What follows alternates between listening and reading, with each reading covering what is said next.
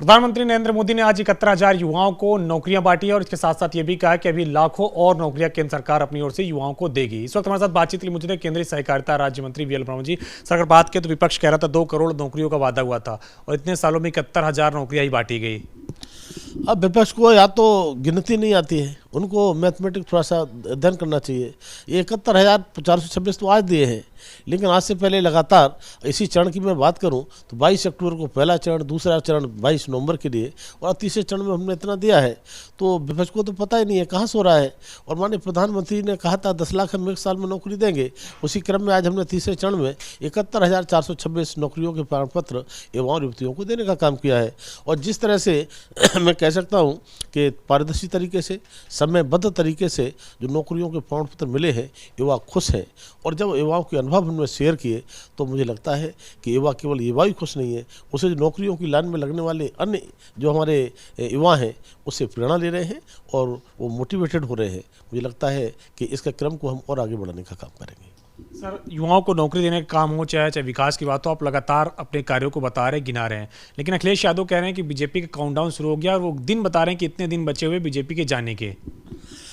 अब अखिलेश यादव बहुत बड़े ज्योतिषी हैं, तो मुझे लगता है कि पहले तो अपना ज्योतिष पीछे का उनका सब फेल हो गया है। जब 2017 का चुनाव आता था तो उन्होंने भविष्यवाणी की थी कि हम 403 में से 400 सीटें जीतेंगे। तो 3 सीटें बची थी कायदे में देखा जाए, लेकिन सीटें कितनी जीते थे याद करिए। तब 325 सीटों के साथ प्रचंड बहुमत से भाजपा ने सरकार बनाई थी।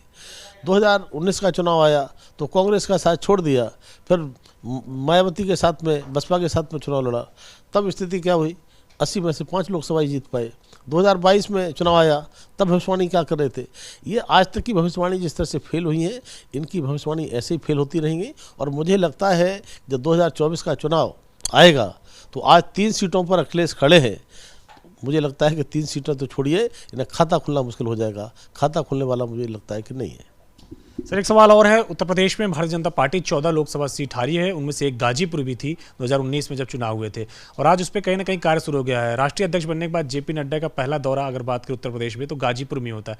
तो क्या माना जाए मिशन की शुरुआत हो चुकी है 80+80 के लिए? देखिए, केवल उत्तर प्रदेश में ही नहीं, जो हमने हारी हुई सीटें हमारी रही हैं, पार्टी का पूरा फोकस उन सीटों पर भी है।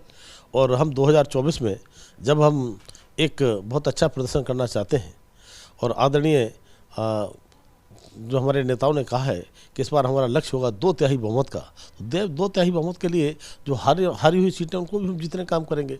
और जहाँ उत्तर प्रदेश का सवाल है, मैं आभार व्यक्त करना चाहता हूँ आदरणीय अध्यक्ष जी का।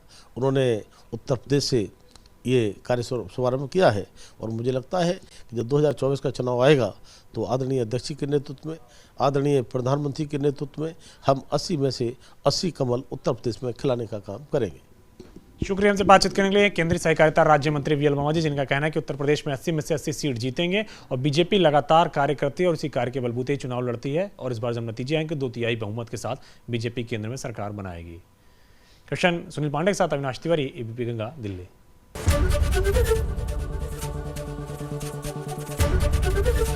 एबीपी गंगा, खबर आपकी, जुबान आपकी।